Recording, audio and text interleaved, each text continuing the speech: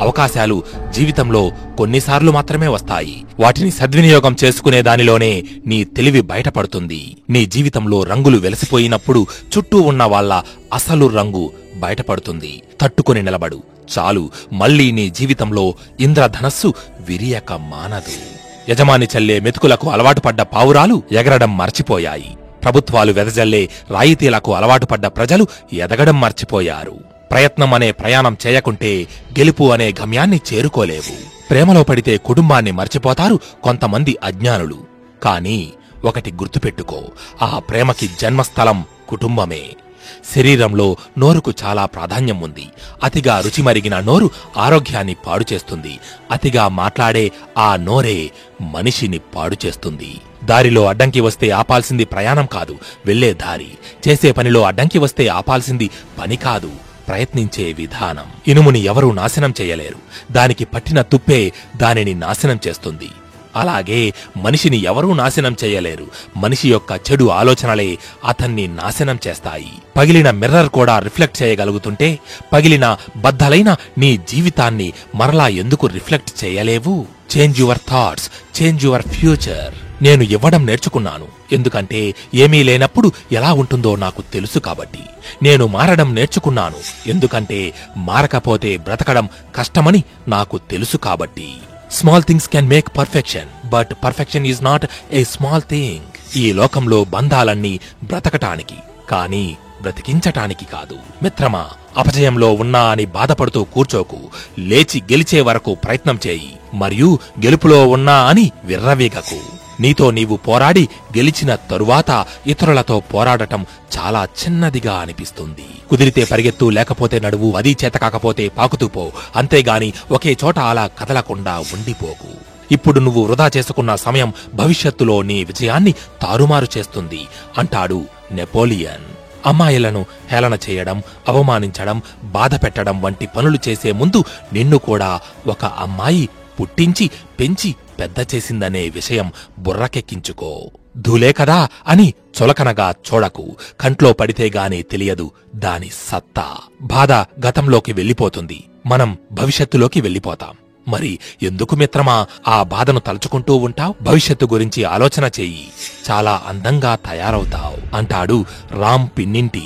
నీ చుట్టూ ఉన్న సమస్యలపై ప్రశ్నించకపోతే నువ్వు శ్మశానంలో శవం లాంటి వాడివే. మనం బలవంతులం అనుకుంటే బలవంతులుగా తయారవుతాం, బలహీనులం అనుకుంటే బలహీనులుగానే తయారవుతాం. అందనంత దూరాన ఉన్నా ఆ వేదనతో వెతుకుతూ ఉన్నా, అందవు అని తెలిసినా కూడా ఆ దూరాన్ని ఇంకా ప్రేమిస్తూనే ఉన్నా. కష్టం దేవుడిచ్చిన వరం, సుఖం మనిషి కోరుకునే పాపం. ఎందుకంటే కష్టం తరువాత వచ్చే సుఖం విలువ చాలా గొప్పది. సుఖం తరువాత వచ్చే కష్టం భరించలేనిది. నేను కష్టపడతాను అని ప్రతి ఒక్కడు అనుకుంటాడు. అదే ఆ ఒక్కడు పడే కష్టాన్ని చూసి ఈ ఒక్కడు తెలియక వెనకడుగు వేస్తాడు. కష్టం ఎప్పుడూ తేలికగా ఉండదు, చావును రుచి చూపిస్తుంది. ఆ చావు నుంచి మళ్లీ పుట్టిన నువ్వు నీ జీవితాన్నే రుచి చూస్తావు.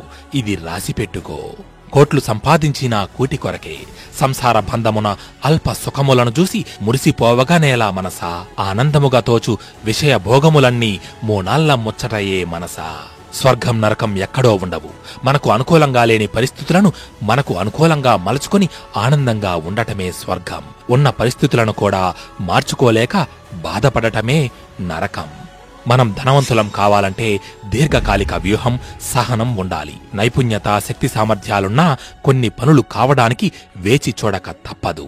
బిడ్డకు జన్మనిచ్చేందుకు తల్లికి 9 మాసాలు పడుతుంది. అంతేగాని 9 మంది గర్భవతుల ద్వారా 1 నెలలోనే బిడ్డను భూమి మీదకు తీసుకురాలేం కదా. ఒక మంచి ఆలోచన కనీసం 10 చెడు ఆలోచనలను మంచివైపుకు మళ్లిస్తుంది. కానీ ఓ చెడు ఆలోచన 1000 మంచి ఆలోచనలను సైతం కలుషితం చేస్తుంది. నడిచి వచ్చిన దారిని, నడిపించిన వాళ్లను మరచిన రోజున నీవు మరణించినట్లే. ఆపేసి ఓడిపోయినవాడు ఉన్నాడు, కాని ప్రయత్నిస్తూ ఓడిపోయినవాడు లేడు. నేను గెలుస్తానని మీరు చెప్పినప్పుడు ఈ ప్రపంచం వినదు, కానీ మీరు గెలిచినప్పుడు ఆ ప్రపంచం చెప్పే ప్రతీదీ వినండి. మౌనంగా కష్టపడండి, విజయం శబ్దం చేయనివ్వండి. గెలిస్తే వినయంగా ఉండు, ఓడితే నేర్పుగా ఉండు. వ్యక్తిత్వం అంటే తన పట్ల తనకున్న నమ్మకాలు, మరికొన్ని నిజాలు. బాధ, సంతోషం రెండూ పోయేవే. జీవితం ఓ యుద్ధం. నీ యుద్ధానికి నీవే రాజువి. ఒకప్పుడు నా బాధను పంచుకోవడానికి ఓ మనిషి కోసం వెతికి, ఇప్పుడు అదే బాధను చెప్పుకోవడానికి అక్షరాల కోసం వెతుకుతున్నా. బలమే జీవితం, బలహీనమే మరణం. అదుపులేని ఆలోచనలు శత్రువు కంటే ప్రమాదకరం. ఒక రోజులో చేసే చిన్న చిన్న పనుల సమాహారమే గొప్ప విజయానికి పునాది. ఒకరిని నమ్మి 4 సంవత్సరాల నుంచి జీవితాన్ని పంచుకున్నందుకు ఈ రోజు నాకు చుక్కలు చూపిస్తున్నాడు. ఒంటరిదాన్ని చేశాడు. నేను ఏం చేయాలి అంటోంది ఓ మహిళ. ఏమంటాను? వదిలేయాలి.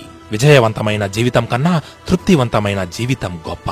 ఎందుకంటే విజయం అనేది పక్కవాళ్లు కొలిచే దాంట్లో ఉంటుంది, కానీ తృప్తి అనేది మనం అనుభవించే దాంట్లో ఉంటుంది.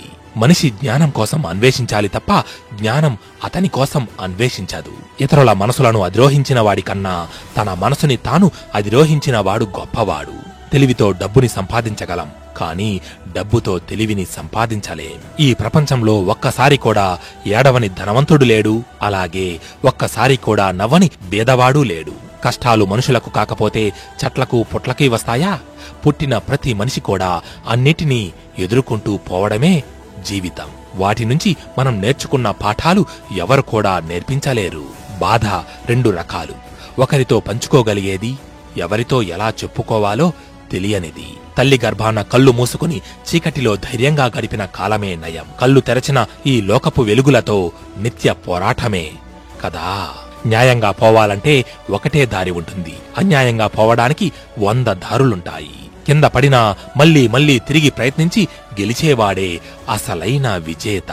యుద్ధం తప్పదు అంటే అరచేయి కూడా ఆయుధమవుతుంది. వద్దనుకుంటే గొడ్డలి కూడా కట్టెలు కొట్టుకుంటుంది. మన సంకల్పం ఒక్కటే నిజం, మిగిలినదంతా కల్పితం. నువ్వు చేసే పని ఇష్టంగా చెయ్యి, కష్టంతో కాదు. అప్పుడే నువ్వు చేసే పనిలో హ్యాపీనెస్ దొరుకుతుంది మిత్రమా. నువ్వు ఏం చేస్తున్నావని కాదు, నువ్వు ఇష్టంతో చేస్తున్నావో లేదో చూసుకో. అప్పుడు నీవు చేసే పనికి కాలం ఎప్పుడూ తప్పుగా చూపించినా వాటిని ఎదుర్కొనే సత్తా నీలో కలుగుతుంది. డబ్బు డబ్బు డబ్బు సభ్య సమాజం గొంతు. ఎన్నో గొంతుల్లో నాది ఒకటి.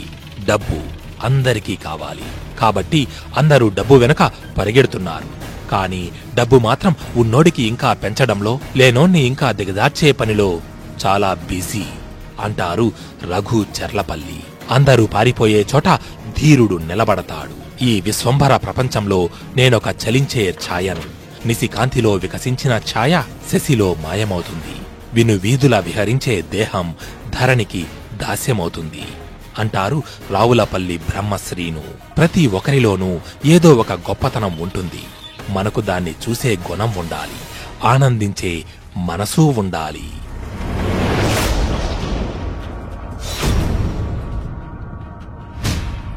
హాయ్, దిస్ ఇస్ రానా. మీరు వింటున్నది వాయిస్ ఆఫ్ తెలుగు. పాజిటివ్ విషయాల్ని వినండి, తోటి వారితో పంచుకోండి. Don't let negativity in your life at all.